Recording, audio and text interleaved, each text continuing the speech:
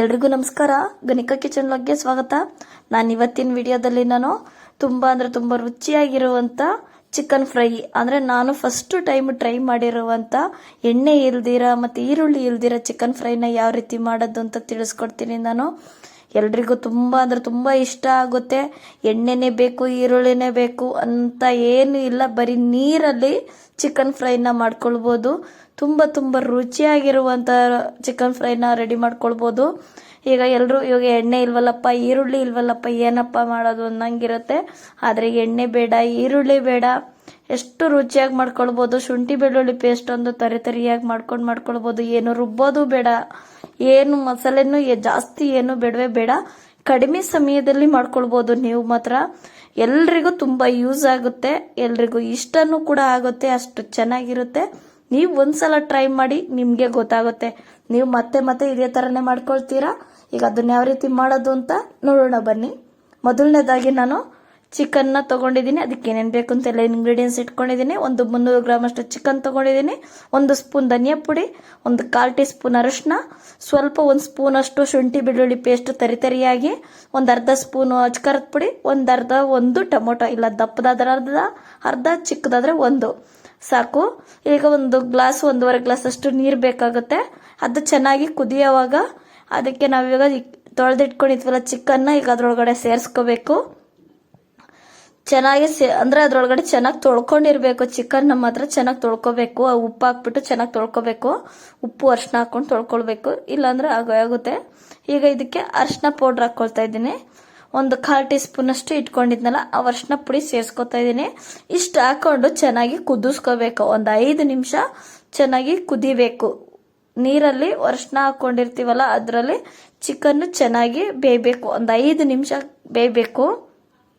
5 ನಿಮಿಷ ಬೇಯಲಿ. ಇನ್ನು ನೋಡಿ 1.5 ಗ್ಲಾಸ್ ಅಷ್ಟು, ನಾನು 1 ಗ್ಲಾಸ್ ಅಷ್ಟು ಹಾಕೊಂಡಿದ್ದೆ. ಈಗ ಇನ್ನೊಂದು ಅರ್ಧ ಗ್ಲಾಸ್ ಅಷ್ಟು ಸೇರಿಸ್ಕೊಂಡಿದ್ದೀನಿ.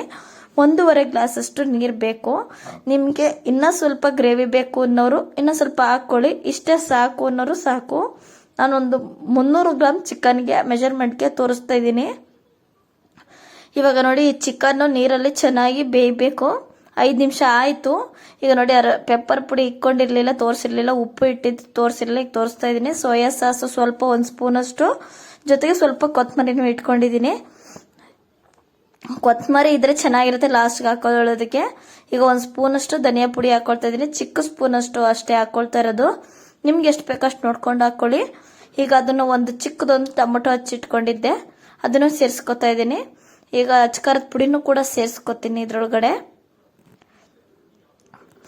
ನೋಡಿ ಇಷ್ಟು ಹಾಕಬೇಕು. ಶುಂಠಿ ಬೆಳ್ಳುಳ್ಳಿ ಪೇಸ್ಟ್ ತರಿಯಾಗಿ ರುಬ್ಕೋಬೇಕು, ಅವಾಗೆ ಚೆನ್ನಾಗಿರುತ್ತೆ.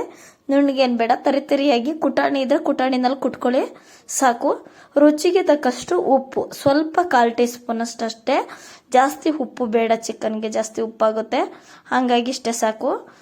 ಚಿಕನ್ನಿನಲ್ಲೇ ಇಷ್ಟ ಹಾಕಿದ್ರೆ ಸಾಕು. ಚಿಕನ್ನಿನಲ್ಲೇ ಜಿಡ್ಡಿನಂಶ ಬಿಟ್ಕೊಳ್ಳುತ್ತೆ, ಅಷ್ಟೇ ಸಾಕು ಜಿಡ್ಡಿನಂಶ.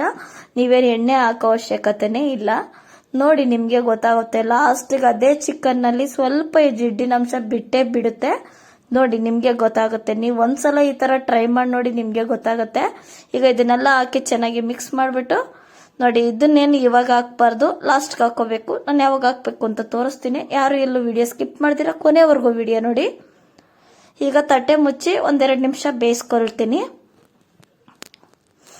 ತಟ್ಟೆ ಮುಚ್ಚಿಬಿಟ್ಟು 1-2 ನಿಮಿಷ ಬೇಯಿಸ್ಕೊತೀನಿ.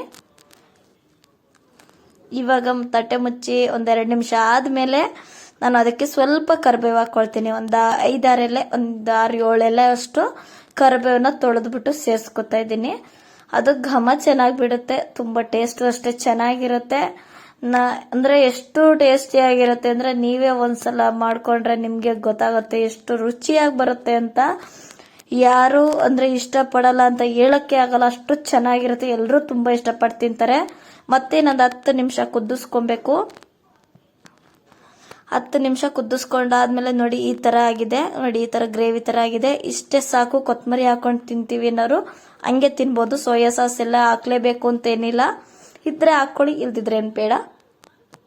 ಕೊತ್ತಂಬರಿ ಮೆಣಸು ಪುಡಿ ಲಾಸ್ಟ್ ಕುದಿಸ್ಕೊಂಡ್ರೆ ಅಷ್ಟೇ ಸಾಕಾಗುತ್ತೆ. ಸೋಯಾ ಸಾಸ್ ಏನು ಹಾಕ್ಲೇಬೇಕು ಅಂತೇನಿಲ್ಲ, ಪೆಪ್ಪರ್ ಪುಡಿ ಹಾಕೊಂಡ್ರೆ ಅಷ್ಟೇ ಸಾಕು. ಸೋಯಾ ಸಾಸ್ ಇದ್ರೆ ಆ್ಯಡ್ ಮಾಡ್ಕೊಳ್ಳಿ, ಇಲ್ಲ ಅಂದ್ರೆ ಏನು ಬೇಡ. ಸ್ಕಿಪ್ ಮಾಡ್ಕೊಳ್ಳಿ.